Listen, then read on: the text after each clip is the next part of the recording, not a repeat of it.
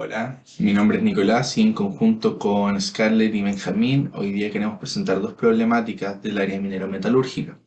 La primera de ellas corresponde a un balance de masa y la segunda a un balance de energía. Para el caso del balance de masa, nosotros lo que vamos a hacer es presentar un proceso de clasificación húmeda, siendo un proceso de clasificación húmeda el que viene después de un proceso de clasificación seca y antes de un proceso de flotación. Los elementos que trabajan en estos sistemas de clasificación son los molinos e hidrociclones.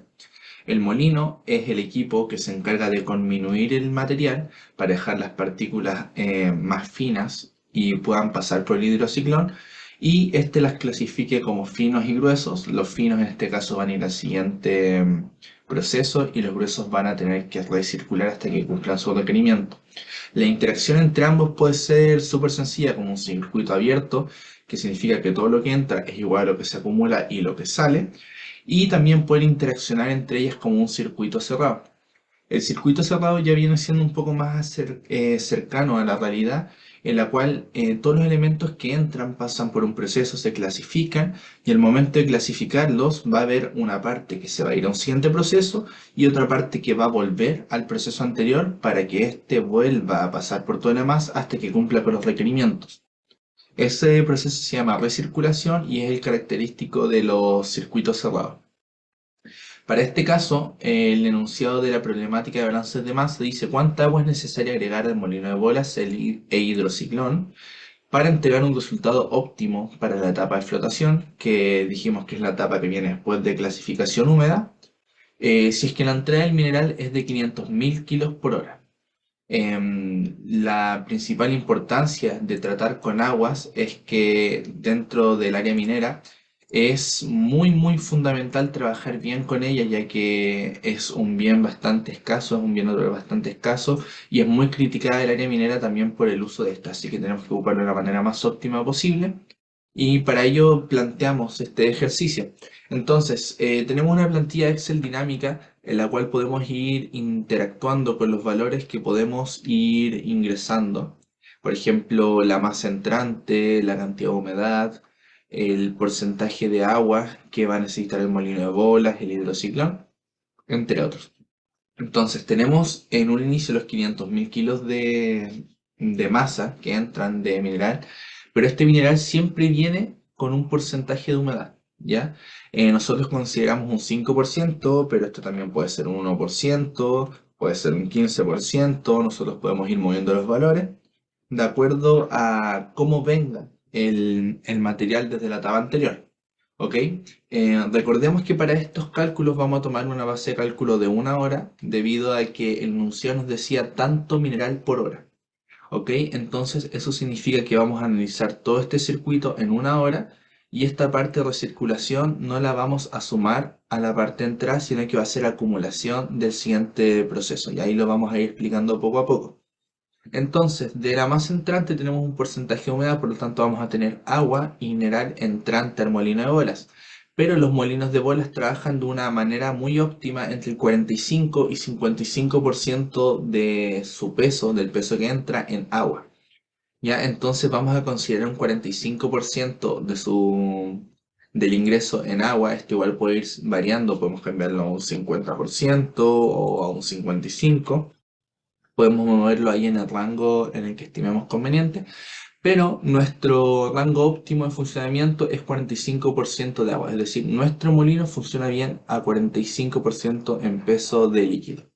Entonces, esto nos da una cantidad de agua total que debe ingresar el molino de bolas para que esto así sea. Entonces, a esa cantidad total le vamos a restar el agua que venía desde un principio y nos va a dar 363.000 kilos de agua, que son los que deben ingresar antes del molino de bolas. ¿Ok? Entonces, en pocas palabras, tenemos una corriente de entrada, tenemos una corriente de agua que se le va a sumar y vamos en el molino de bolas a tener un buen proceso. ¿Ya? Como no vamos a considerar que hay abrasión que corresponde a un fenómeno que significa que el material se desgasta, y como también vamos a considerar que no hay acumulación dentro del molino en esa hora, el ingreso al molino de bolas va a ser igual a la salida del molino de bolas en masa. ¿Ok? Entonces tenemos lo mismo para ambos, pero al entrar el hidrociclón necesitamos un requerimiento mayor de agua. El porcentaje de sólidos que entran en un hidrociclón tienen que rondar aproximadamente entre el 45-55%, a lo más, en un caso muy especial, un 60% de sólido, ¿ya? El porcentaje sólido en un hidrociclón se controla debido a que existe el fenómeno de cortocircuito.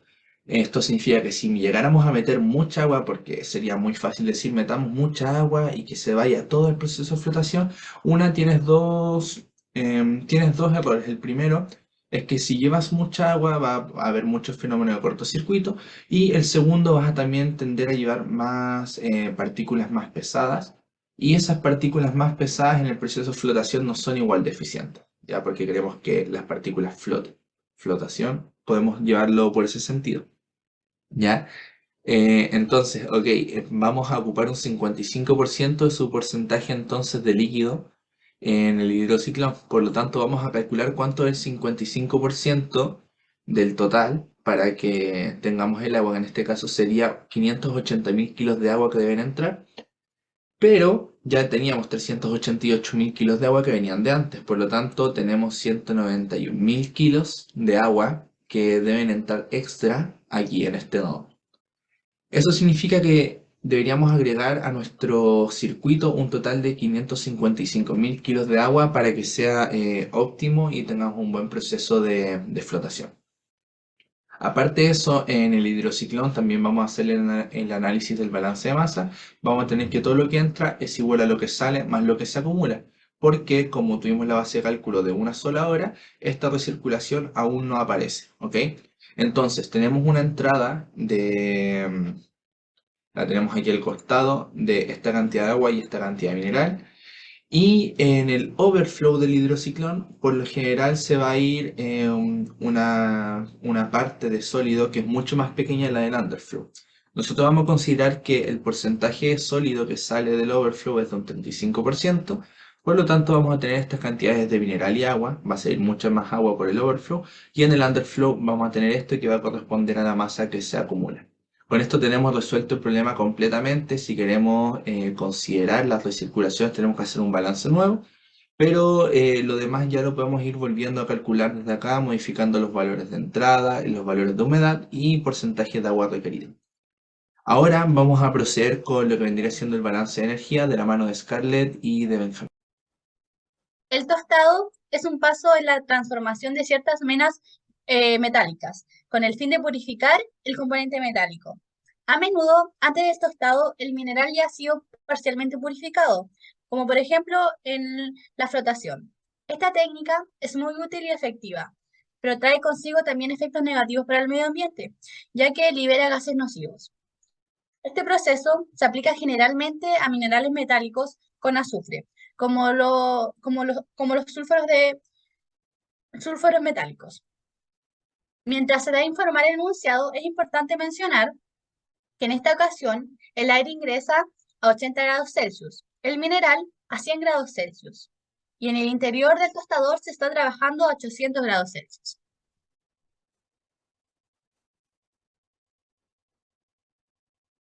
A este sistema ingresan 30.000 kilogramos de pirita, los cuales transformados a moles nos dan 250.000 moles.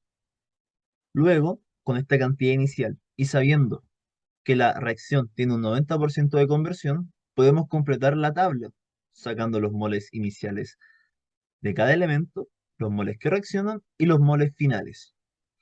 Luego, con todos estos datos ya obtenidos, nos vamos a calcular los calores.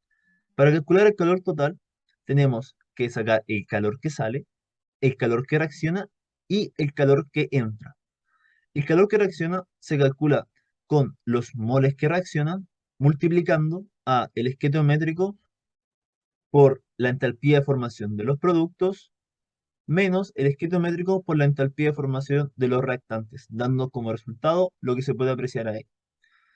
El calor que entra se multiplica obviamente con los reactantes, en este caso sería la pirita y el oxígeno.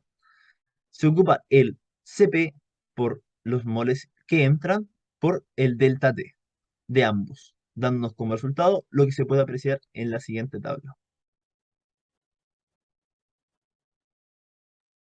El calor de salida se calcula con los moles de los elementos de salida, que en este caso es el óxido de hierro y el dióxido de azufre. Los que se multiplican por los Cp por su delta de temperatura. En este caso, nos da el valor que está en la tabla. Suma, por lo que obtenemos un calor total, en este caso también negativo. Por lo que, en este caso, el tostador está entregando calor.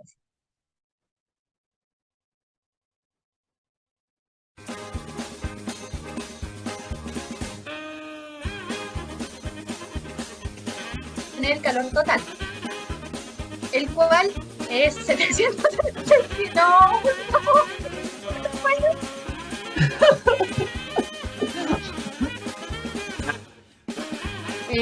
menos 6. Menos 6. En este caso nos da menos 6. No, ya no puedo, digo. El pato me está esperando. Es que el Benja dijo menos 7 millones. Responden a...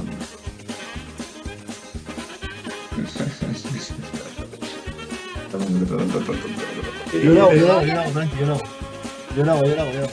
Yo lo digo, Frankie, yo lo hago. Sí, tú No sé, explicáis el calepalo nomás con todo y toda la tontera. no sé si fuiste a perder todo el video.